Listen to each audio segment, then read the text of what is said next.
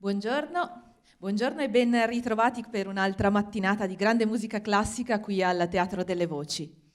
Oggi due grandi protagonisti, al violino il maestro Nicola Fregonese e al pianoforte il maestro Giorgio Sini, che ci presenteranno un repertorio che spazia dalla musica classica alle sonorità più romantiche. Io direi intanto di dare il benvenuto ai due maestri con un applauso, il maestro Nicola Fregonese e il maestro Giorgio Sini.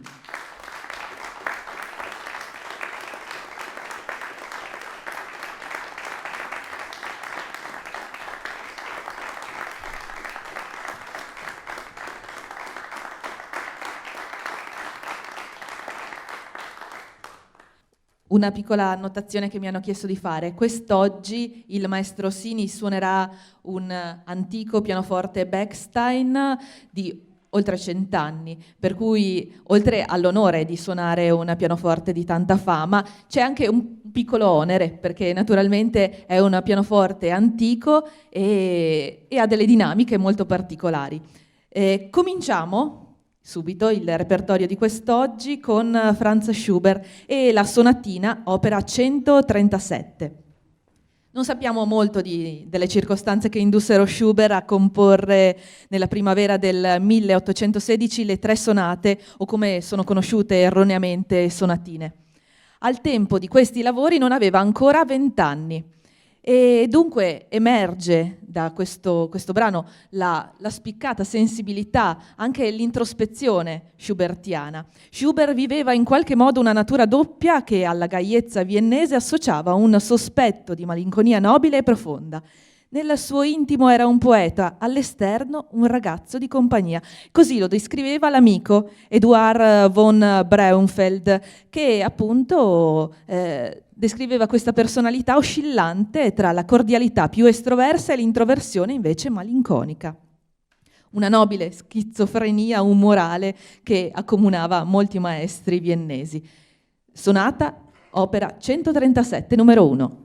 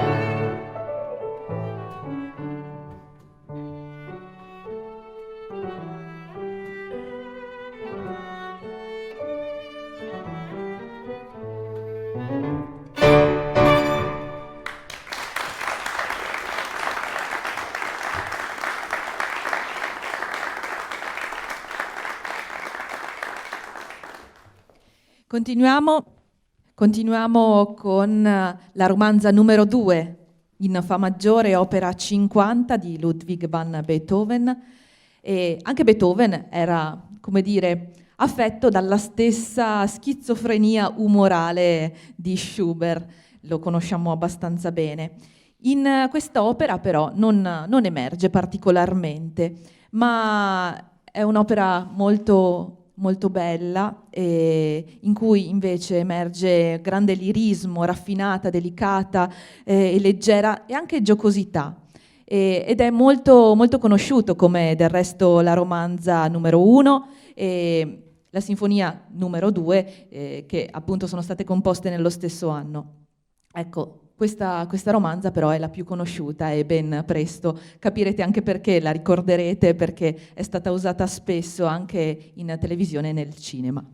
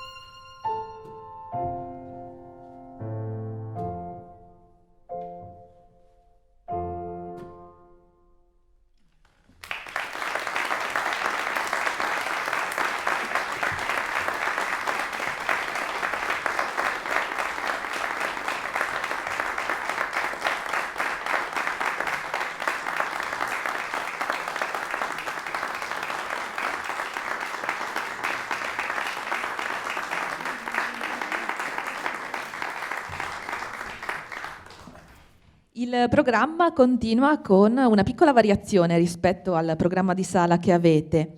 Infatti continuiamo con l'aria sulla quarta corda di Johann Sebastian Bach. Allora, cosa dire, cosa non dire di questo brano?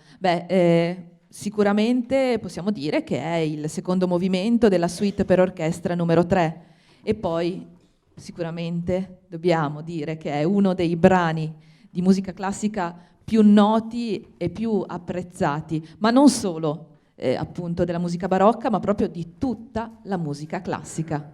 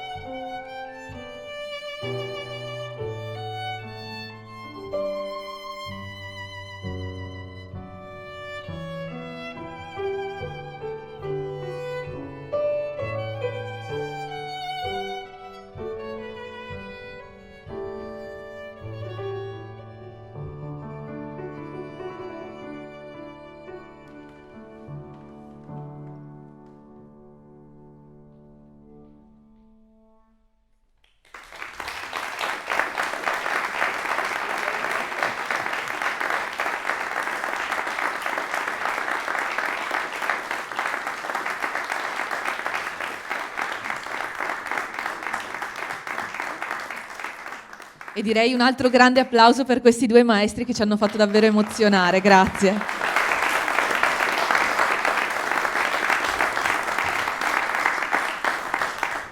Continuiamo con un'altra variazione rispetto al programma, l'intermezzo sinfonico dalla Cavalleria Rusticana di Mascagni. Uno dei brani più popolari di quest'opera, fortunato anche dal repertorio operistico, è stato molto eseguito appunto. Molto usato nel cinema e ricordiamo sicuramente una delle scene del cinema proprio più famose, della storia del cinema più famose, una scena del Padrino parte terza. L'intermezzo sinfonico di Mascagni.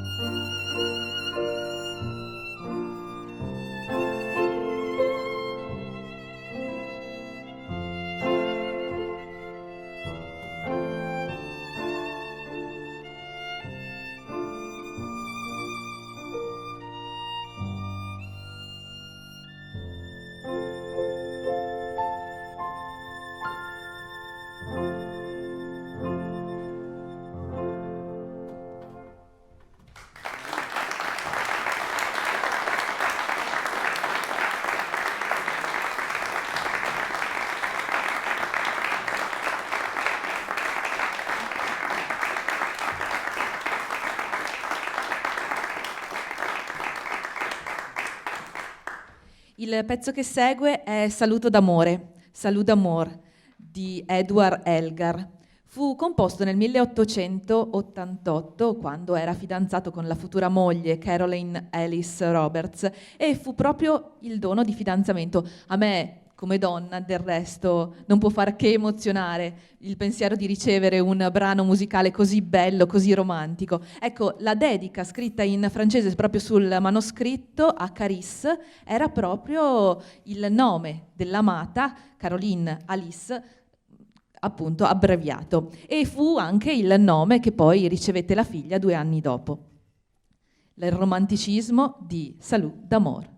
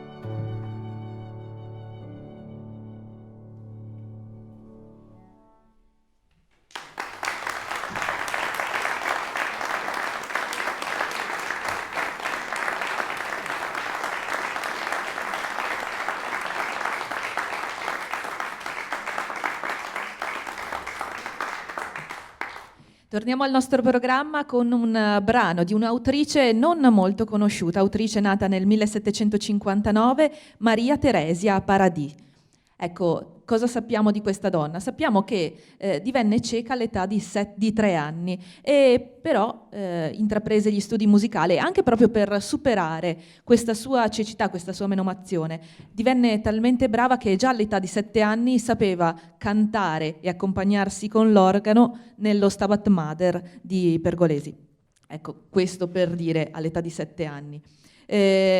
Di lei sappiamo che girò molto l'Europa, fece tournée fino a Parigi e tornata però nella sua città, Vienna, decise di dedicarsi all'educazione e quindi superò ancora una volta la sua barriera della cecità, dedicandosi agli altri, dedicandosi proprio all'educazione delle persone cieche, anche per quanto riguarda la musica e anche alle donne, perché naturalmente, ricordiamo, era donna in un'epoca in cui i musicisti erano prevalentemente uomini. Donna, cieca, musicista, secondo me è un'eroina di altri tempi.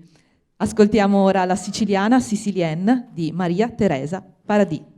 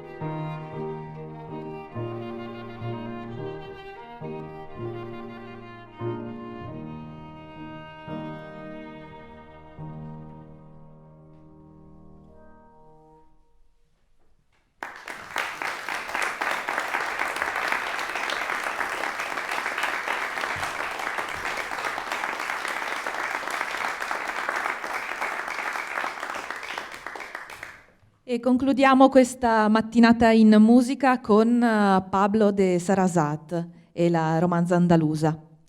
Pablo de Sarasate fu un eccellente violinista. Molti dei più grandi maestri a lui contemporanei scrissero pagine di musica per lui.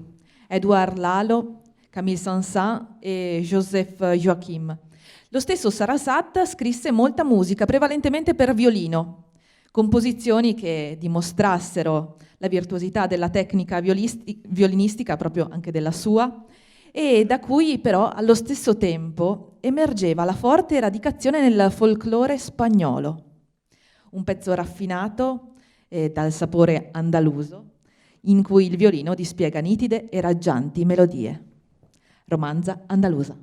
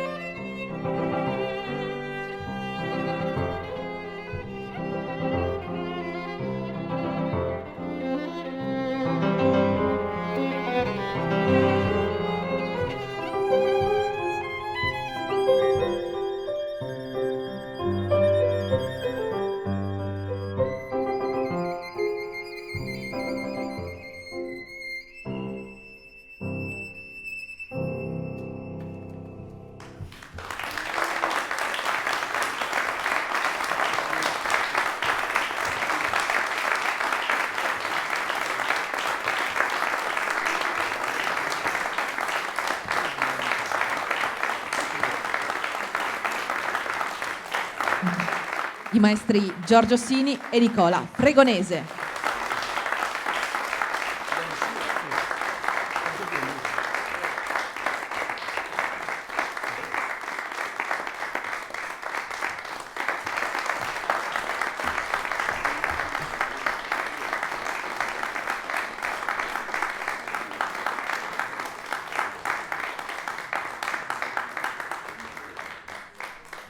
E io penso che adesso tornino dentro.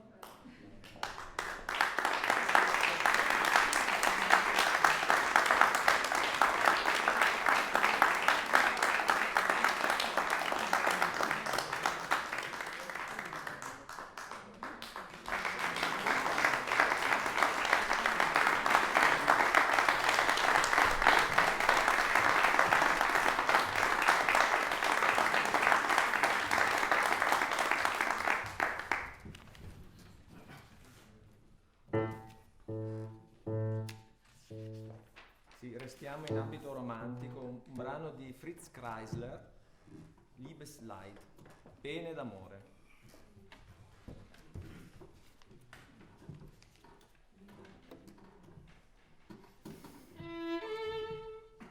Pardon. Perché ha 100 Bello anni. della diretta. No, perché secondo me ha 100 anni. Sì. Qualche martello che rimane giù. Vabbè. Sì.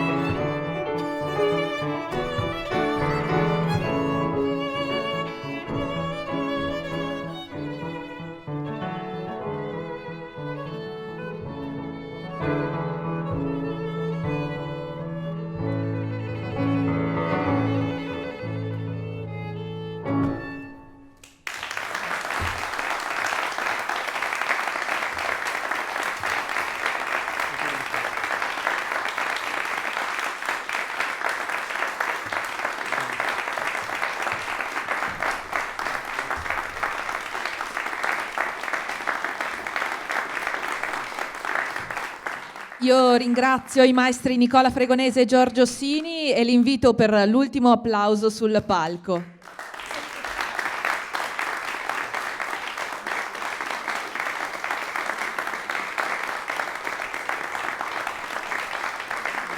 E non so se mi hanno sentito. E forse non mi hanno sentito, ma insomma.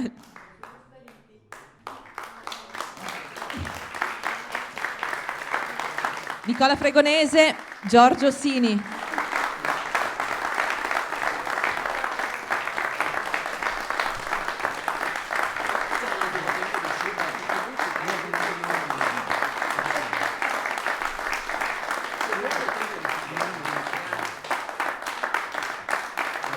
Ci regalate un altro brano, vero?